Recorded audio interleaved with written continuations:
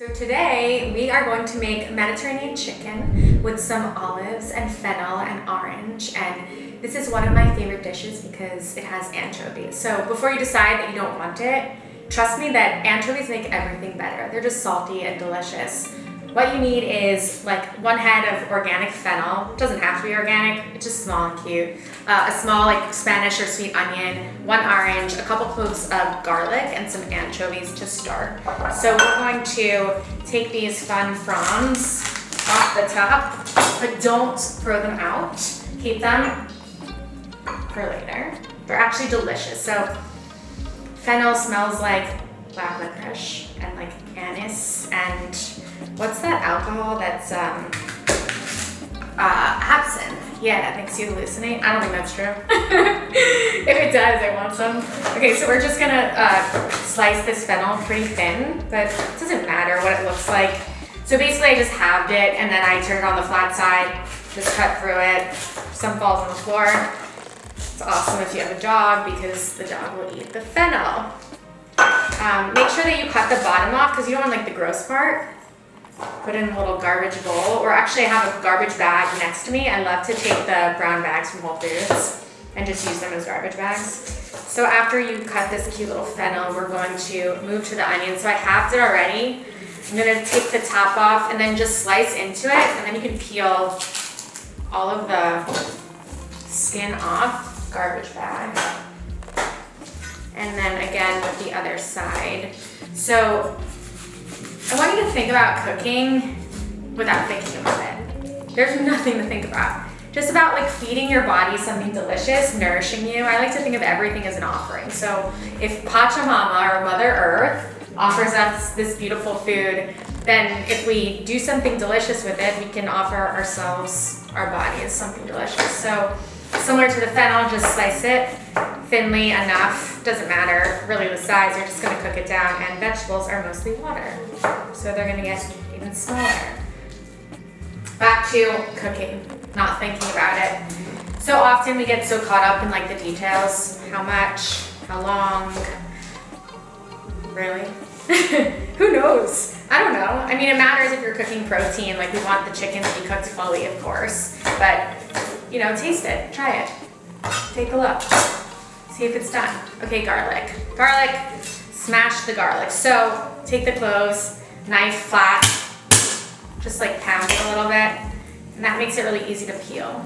So once you peel the skin off, and if you have gloves, awesome, I don't. Then your hands won't smell like garlic. So you might want to smash it again, because it makes it easy. And then just like run your knife through it, watch your fingers, rough chop, works.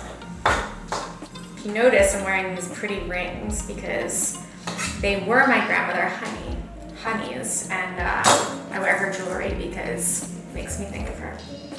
And I know she's watching. Also, I kiss my honey jar every morning because I love my honey. She died like 3 years ago, but she's still with me. Okay, slice your orange in half. Save 1 half because we're gonna juice it, and the other half we're gonna use for a garnish. And what else do you need? Oh, my favorite ingredient, anchovies. So these cento ones, they're like $1 at Trader Joe's. I used to think that was gross and like needed to buy the expensive jar. Don't, these are perfect. Buy them for $1. And you might find yourself late night like eating one. And if you do, I won't judge you because I do that too. Okay, so open the anchovies, and we're gonna take like 1, or you know what? No, we're not gonna cut them. We're gonna put them in whole. Now we're gonna cook the chicken. And first, don't forget to preheat your oven to 350 degrees because that's what you need to do. So, chicken thighs.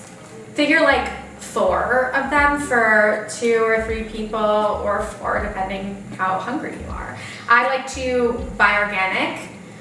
They're air chilled. Wash them, dry them like thoroughly, because for you to get a really good sear, you need your chicken dry. So we're gonna start with some olive oil in the pan. You want to use a pot pan. Cast iron is awesome. Anything that can go into the oven. And we're just going to sear these thighs skin side down.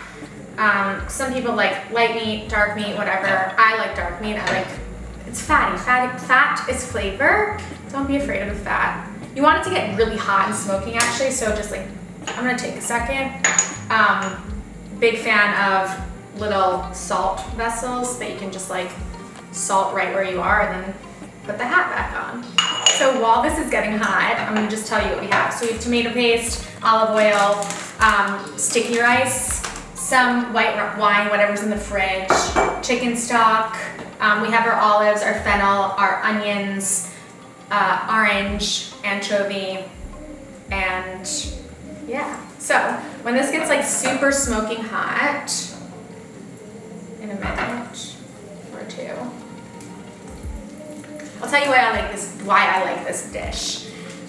Sticky rice with anything is just like a really yummy hug for the belly.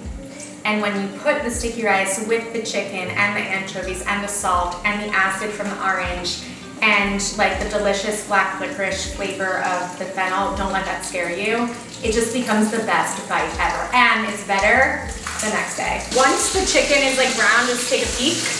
We want to just flip it, and it should be golden and beautiful and like the best pan on the perfect day.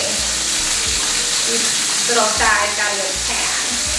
So just flip it, and you can season the other side sparingly. Just a little sprinkle. You can always add more. Golden thighs.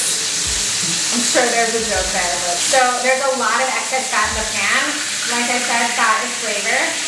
So we want to just let these cook a bit, like not through because we're going to finish this in the oven, but browning the underside so the skin is super crispy, and we're going to finish the chicken off with actually broiling it so it's going to get even crispier.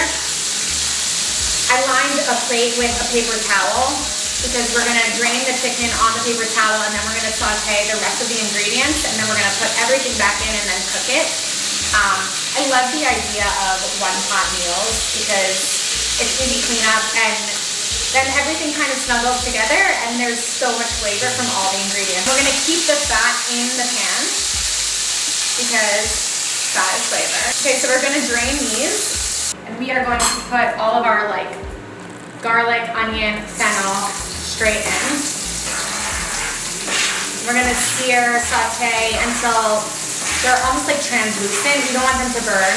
We're going to take a tablespoon of tomato paste, put it in there, and then using the wooden spoon is probably better for this, but just kind of break it up. When they're pretty much cooked through a couple minutes, we're gonna add the anchovies. Put like 3 or more. I won't judge. Okay, so this is like pretty mixed through. We're gonna add these Castelvolcano olives. Castelvolcano olives are the bright green ones. Make sure you get the pitted ones. They literally taste like mozzarella cheese. So olives, if you have raisins, use them. I don't. They add a bit of sweetness to the dish. It's really beautiful. Take half of the orange and just squeeze the whole thing in.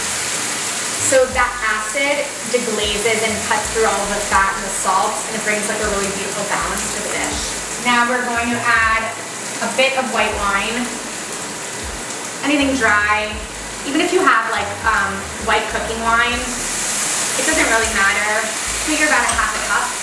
Sticky rice. About a cup, 3/4 of a cup.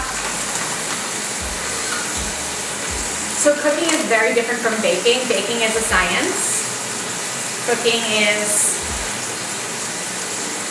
a creative journey into tasting and feeding yourself. Now we're going to take our chicken thighs and we're going to snuggle them back into this whole thing.